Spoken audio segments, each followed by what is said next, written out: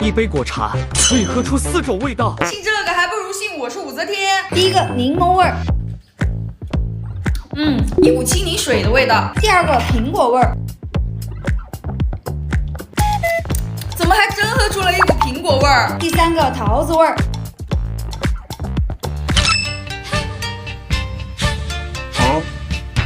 桃子味儿，这么神奇！第四个乌龙茶。它应该是乌龙茶底的，所以茶味很浓。不信直接拆开看看。哇，它没隔层的，就是一整杯，所以这是心理作用啊。有点子神奇了，姐妹们。